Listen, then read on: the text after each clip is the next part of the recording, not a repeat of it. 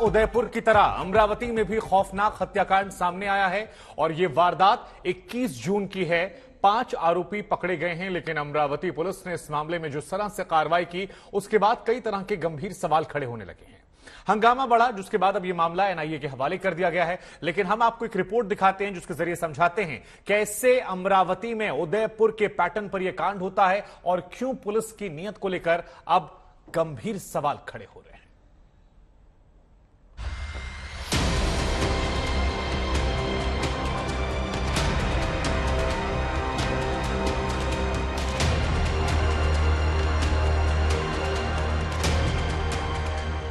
अमरावती में उदयपुर जैसा हत्याकांड। उदयपुर से पहले अमरावती में बहा खून। नुपुर शर्मा के नाम एक और सिर कलम। पैगंबर मोहम्मद के अपमान के नाम पर 28 जून को उदयपुर में जो हुआ उसने पूरे देश को दहला दिया था। लेकिन यह बहुत कम लोगों को पता है कि उदयपुर से एक हफ्ते पहले महाराष्ट्र के अमरावती में भी ठीक इसी तरह एक शख्स का गला काट दिया गया था, वो भी पैगंबर मोहम्मद के नाम पर। उमेश कोल्हे नाम के दवा कारोबारी को भी जरा भी अंदाजा नहीं था कि नुपुर शर्मा के समर्थन में सोशल मीडिया पोस्ट शेयर करना उनकी जान पर भारी पड़ जाएगा। 21 जून की रात उमेश कोल्हे अपनी दुकान बंद कर घर जा रहे थे। उनके बेटे और बहू दूसरी गाड़ी पर साथ साथ चल रहे थे। तभी रास्ते में बाइक सवार कुछ लोगों ने उमेश का रास्ता रोककर उनके गले पर छुरे से ताबड़तोड़ हमला कर दिया। लहूलुहान हालत में उमेश को अस्पताल ले जाया गया, जहां डॉक्टरों ने उन्हें मृत घोषित कर दिया। वो अपनी केमिस्ट यानी कि जो ड्रगिस्ट की जो दुकान होती है वो बंद कर 10 से 10:30 बजे के बीच में 20 तारीख की घटना है ये, अपने घर वापस जा रहे थे, मोटरसाइकिल पे थे। उनके जो बेटे हैं 27 साल के और उनकी बीबी दूसरे बाइक पर थी, पीछे थी। तभी एक आरोपी उन्हें रोकता है और उनके गर्दन पर धारदार हथियार से ऐसे वार करता है कि मौके पर ही उनकी मौत हो जाती है। इस घटना के 24 घंटे में पुलिस ने 3 आरोपियों को गिरफ्तार कर लिया। अभी तक कुल 5 आरोपी गिरफ्तार किए जा चुके हैं। लेकिन महाराष्ट्र की तत्कालीन उद्धव सरकार पर इस मामले को दबाने के आरोप लग रहे हैं। और इसको पुलिस ने जानबूझ के, वहाँ के सीपी जो है आरती सिंह, उन्होंने जानबूझ के इसको रॉबरी बोला है। और मुझे लगता है वहाँ के जो गाइडेंस मिनिस्टर है यशोमती ठाकुर, जो कांग्रेस की है, उन्होंने पुलिस पे दबाव लाके उसको रॉबरी का रूप दिया है, पर रॉबरी नहीं है वो। रॉबरी रहती थी तो उसके जेब में 40 हजार रुपए उसके जेब में थे, गले में चेन थी, पर कोई भी ऐसी लूटमार या रॉबरी जैसी घटना हुई नहीं। अमरावती पुलिस की जांच में ये मामला अभी तक अंधेरे में तीर चलाने जैसा ही था। हत्या की वजहों और हमलावरों के मकसद को लेकर कोई ठोस बातें सामने नहीं आई थी। यही वजह है कि उदयपुर की तरह अमरावती कांड में भी एनआईए ने दखल दे दिया है। मामले की जांच के लिए एनआईए की टीम अमरावती पहुंच चुकी है और अमरावती पुलिस से एनआईए की टीम तमाम जानकारियां ले रही है। जो भी आप इंसिडेंट्स बोल रहे हैं उसमें लीगल एक्शन ली जाएगी। ये लीगल बातें हैं, लीगली उसको देखा जाएगा और लीगल एक्शन लिया जाएगा। उदयपुर की तरह अमरावती के मामले ने भी तूल पकड़ लिया है। फर्क ये है कि अमरावती की घटना उदयपुर से पहले हो चुकी थी। इसे महाराष्ट्र की नई सरकार अपने तुरंत एक्शन की तरह भी पेश कर रही है, ताकि पिछली उद्धव सरकार को तुष्टीकरण का जिम्मेदार ठहराया जा सके। धनंजय साबले, सौरभ वक्तानिया और आशुतोष मिश्रा के साथ आज तक ब्यूरो। उदयपुर कांड में आरोपियों के पाकिस्तान लिंक के कई अहम खुलासे हुए हैं। यह मामला एनआईए के पास है, लेकिन एटीएस की अभी तक की जांच में कई सुराग ऐसे आए जिसके आधार पर दावा किया जा रहा है कि आरोपियों को सीमा पार से निर्देश मिल रहे थे और उसके बाद इन लोगों ने इतने बेरहम हत्याकांड को अंजाम दिया।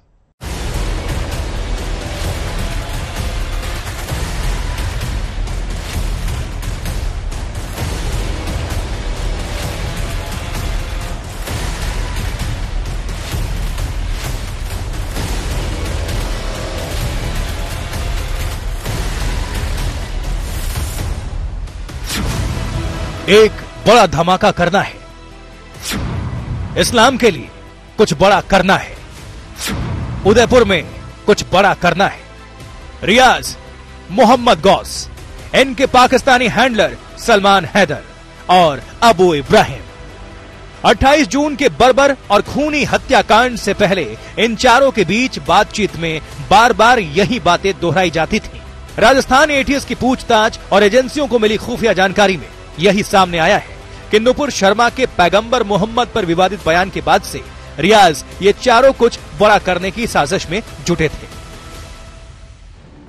खुलासा हुआ है कि कन्हैया के कत्ल के दो मुख्य आरोपियों में से एक गौस मोहम्मद पाकिस्तान के सलमान हैदर और अबू इब्राहिम के संपर्क में था। गौस के जरिए दूसरा आरोपी रियाज भी इन दोनों के संपर्क में आया। चारों के बीच कई बार बातें हुई, जिसमें बार बार यही कहा जाता था कि उदयपुर में कुछ बड़ा करना है। खुफिया विभाग के सूत्रों का दावा है कि पाकिस्तानी हैंडलर सलमान हैदर और अबू इब्राहिम ने नुपुर शर्मा के बयान के बाद से दोनों आरोपियों को देश में कोई बड़ा धमाका करने के लिए उकसाया था। बम धमाके के लिए दोनों आरोपी आरडीएक्स का इंतजाम भी करने में जुटे थे, लेकिन इसी बीच रियाज के जहन में एक बेहद खूनी प्लान आ गया। रियाज और गौस का कन्हैया की दुकान के आसपास आना जाना था। दोनों कन्हैया की दुकान वाली गली से अच्छी तरह वाकिफ थे। दोनों आरोपियों को कन्हैया आसान शिकार लगा और शिकार का हथियार आरोपियों के पास पहले से तैयार था।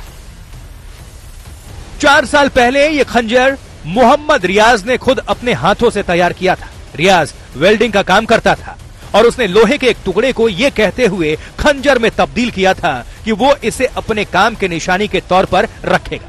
कन्हैया लाल की हत्या करनी है, ये पहले से तय हो चुका है। ये बहुत बड़ा खुलासा है। हम आपको इस फैक्ट्री के अंदर की तस्वीर दिखाते हैं जहां पर जो रियाज है वो काम करता था। फिलहाल ये फैक्ट्री बंद है, लेकिन यहाँ पर लोहे का काफी सामान मौजूद है। ये पड़ा हुआ है, वो आपको दिखाई दे रहा है। जो बड़े बड़े ग्रिल है वो आपको दिखाई देंगे यहाँ पर।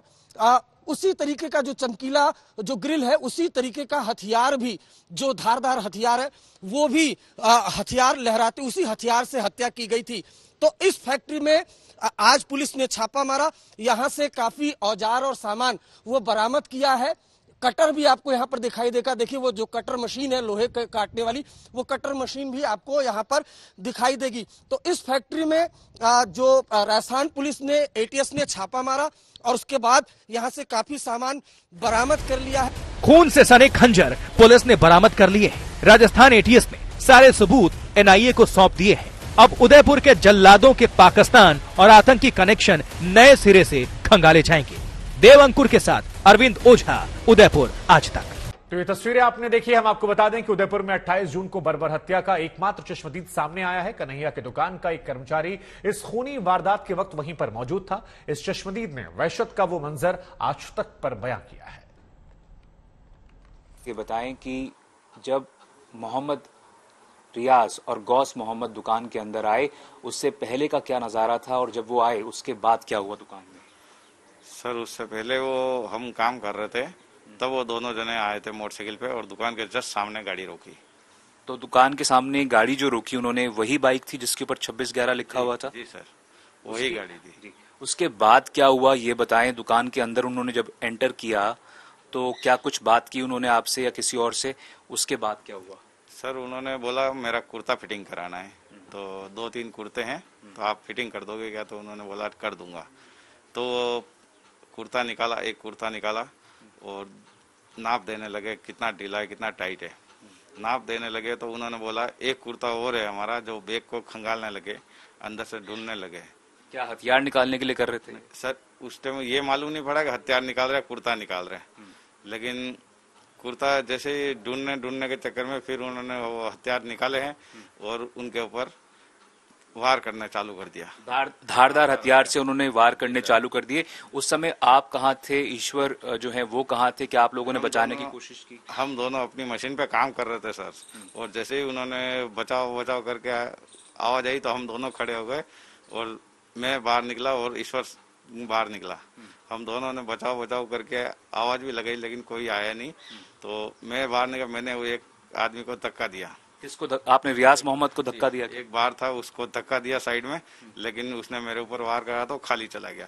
दूसरा वार उसने पीछे से ईश्वर गौड़ को बाहर निकलते हुए पीछे से वार करा तो उनके सिर में चोट आई और पीछे कंधे पर चोट आई। अच्छा, पर आप लोग डरे हुए थे उस समय बहुत ज्यादा? क्या सर बहुत हाथ पैर फूल गए थे, उनका हथियार इतने बड़े बड़े हथियार थे सर। और फिर मैं ईश्वर गौड़ को साइड में मेहता केमिकल के अंदर ले गया और उनके सिर पर कपड़ा बांध के जब उसको वापस बाहर आया, जब तक इस कन्हैया लाल जी की निर्मम हत्या हो चुकी थी सर। तो कैमरे के सामने जब वो फिल्म कर रहे थे पूरे वाकयात को, तो सुनियोजित तरीके से कहा जा रहा था कि उन्होंने पहले रेकी की थी। क्या कभी दुकान के आसपास वो लोग पहले दिखे थे? नहीं सर, पहले तो दिखे नहीं थे वो, लेकिन इक्के दुक्के सर जाते आते देखते जरूर थे कोई। ये कहा जा रहा था कि कुछ दिन पहले एक आदमी, उनके साथ एक बुर्का पहनी हुई महिला वो दुकान में आए थे, उन्होंने कन्हैया लाल को धमकी दी थी। क्या ये सही है? आपके सामने हुआ था? सही है, ये बिल्कुल सही है। क्या हुआ था उस दिन? उन्होंने उनको धमकी दी थी कि तुमने हमारे मोहम्मद को गाली दिए तो हम तुम्हारा गला काट देंगे, ऐसी स्थिति में उन्होंने बोला था। उस आदमी को आप जानते थे? पहले कभी देखा था? पहले कभी नहीं आया था सर। क्या वो नाजिम था जिसकी गिरफ्तारी हुई है? नहीं, वो जो धमकी देने आया था वो नाजिम नहीं था सर। तो वहां से कत्ल करने के तुरंत बाद ये लोग फरार हो गए बाइक पर बैठ? जी सर, उसी बाइक में, जिस बाइक में आए थे उसी बाइक से ये लोग नीचे उतर गए। आसपास कोई भी, किसी ने भी मदद करने की कोशिश? कोई नहीं सर। 2-3 लेडीज थी, उन्होंने चिल्लाया भी था, लेकिन वो चैनल गेट जो पास में हमारे दुकान के वहां से चैनल गेट से चिल्लाई भी थी 2-3 लेडीज, लेकिन कोई आया नहीं था सर। कहा जा रहा था कि कन्हैया लाल पहले कुछ ऐसा पोस्ट करते थे, उनके बेटे से एक बार गलती से कुछ शेयर हो गया, जिसकी वजह से ये सारा मामला जो है, उनको धमकियां मिलनी शुरू हो गई। उसके बाद उनके ऊपर जानलेवा हमला हुआ, उनकी जान तक चली गई। तो क्या कुछ कन्हैया लाल आपको कहते थे कि उन्होंने कुछ ऐसा शेयर किया जिसकी वजह से ऐसी धमकियां मिल रही हैं? वो हमको बताते थे सर कि गलती से पोस्ट हो गई है, लेकिन मेरे को मालूम नहीं है कि मेरे से पोस्ट हुई या मेरे बच्चे से पोस्ट हुई। ऐसा उनको भी खुद को मालूम नहीं था। धमकियों के बारे में कुछ कहते थे कि धमकियां मिल रही हैं, इस तरह से कहा जा रहा है कि तुम्हें मार देंगे सर। ये देखने में आया था सर कि इनके मोबाइल व्हाट्सएप पे इनका फोटो लगा हुआ था और उसमें लिखा हुआ था, ये इस कुत्ते को ध्यान से देख लो, इसने अपने भगवान को गाली दी है। किसके व्हाट्सएप पे लगा? व्हाट्सएप हर मुसलमान के व्हाट्सएप में था सर। आप किसके बारे में कह रहे हैं? मोहम्मद रियाज के फोन में लगा हुआ था या किसी और के? नहीं सर, ये इनके जो व्हाट्सएप ग्रुप में, जो कोई ग्रुप बना हुआ था इनके ग्रुप में बना। अच्छा, आपका कहने का मतलब है ग्रुप बनाकर उन्होंने व्हाट्सएप में फोटो डाली थी कि कन्हैया लाल को देख लो। फोटो डाल रखा था कन्हैया लाल का, जब ये हत्या नहीं हुई उससे पहले फोटो डाल रखा था। तो ये बताएं कि जिस निर्मम तरीके से उनकी हत्या हुई, आपको क्या लगता है कि जो पूरा बवाल खड़ा हुआ उसके बाद क्या सजा मिलनी चाहिए आपके हिसाब से, या इंसाफ कैसा हो सकता है आपके हिसाब से?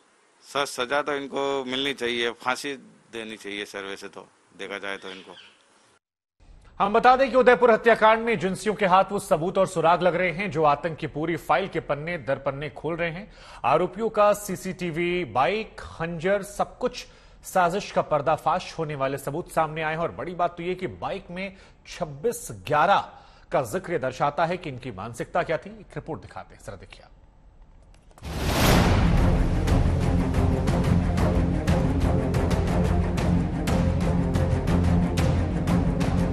उदयपुर के टेलर कन्हैया लाल की हत्या की जांच अब देश की सबसे बड़ी जांच एजेंसी NIA के कब्जे में है। ये कोई आम जुर्म नहीं है, बल्कि ये वो गुनाह अजीम है जिसका कोई सानी नहीं। और ये फितरत यूं ही पैदा नहीं हुई, बल्कि इन दोनों आरोपियों के जहन में इसे भरा गया। अब तक की पड़ताल में जांच एजेंसियों को ऐसे 5 पक्के सबूत हाथ लगे हैं, जिनके बिना पर अब जांच को आगे बढ़ाने में न सिर्फ मदद होगी, बल्कि आरोपियों के सीने में छुपे इस दहशतगर्दी के मंसूबों का भी खुलासा हो जाएगा। आखिर जिन सबूतों के सामने आने के बाद तफ्तीश का सारा रास्ता साफ होता दिखाई दे रहा है, वो अपने आप में काबिले गौर है। सबूत नंबर 1, 2611 नंबर की मोटरसाइकिल। सबूत नंबर 2, दोनों आरोपियों के भागने का सीसीटीवी फुटेज। सबूत नंबर 3, कन्हैया लाल के खून से सना खंजर। सबूत नंबर 4, खंजर बनाने वाली फैक्ट्री।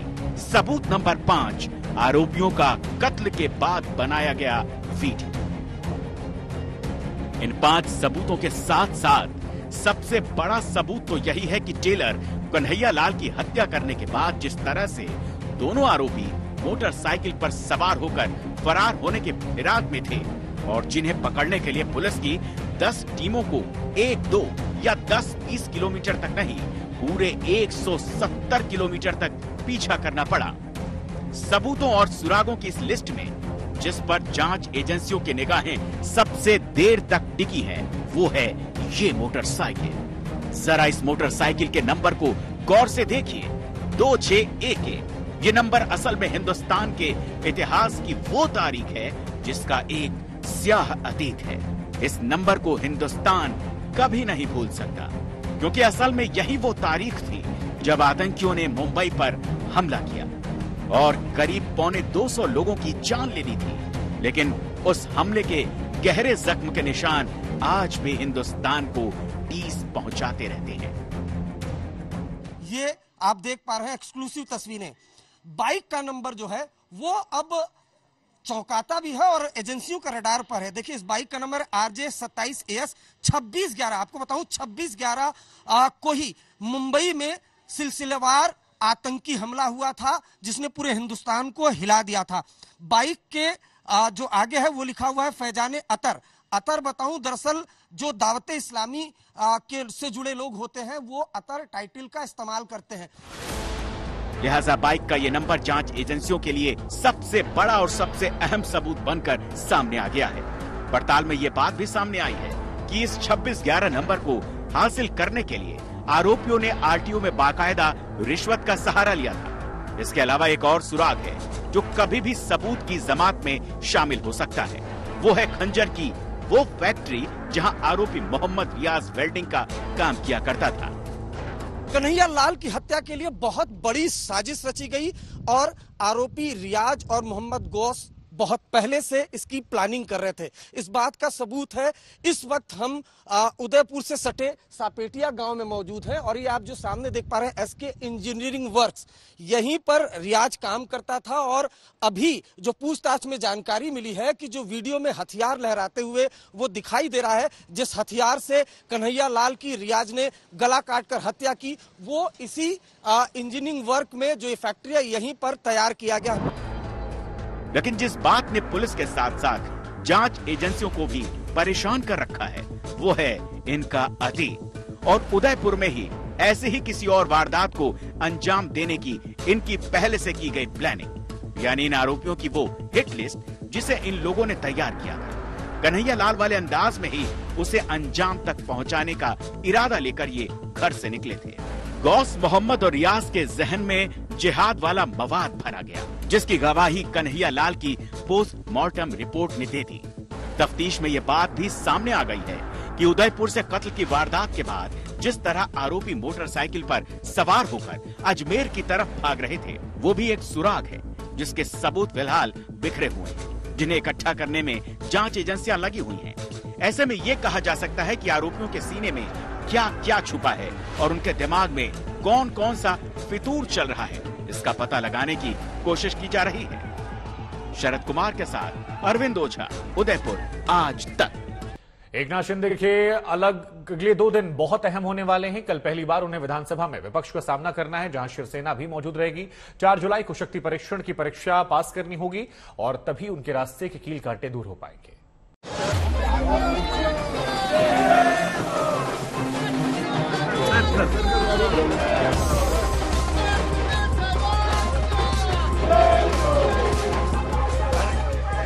ये तस्वीरें जरा हटकर हैं। सुबह के 3 बजे थे जब एकनाथ शिंदे मुंबई से गोवा पहुंचे थे, लेकिन गर्मजोशी में कोई कोर कसर नहीं थी। पौ फटने में देरी थी, लेकिन विधायकों की आंखों में नींद उससे भी ज्यादा दूर चली गई थी। वो जाग रहे थे उस शख्स के इंतजार में जो महाराष्ट्र की राजनीति में उथल पुथल का सबसे बड़ा सूत्रधार है। सुबह 3:30 बजे शिंदे की आरती उतारी गई, तिलक लगाकर स्वागत किया गया।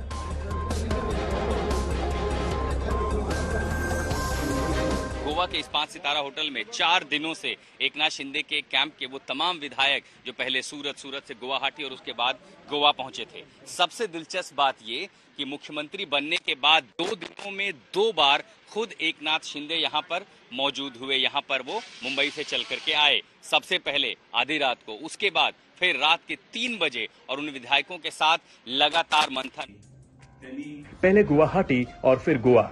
बागी विधायकों के वनवास का अंतिम पड़ाव आ चुका है।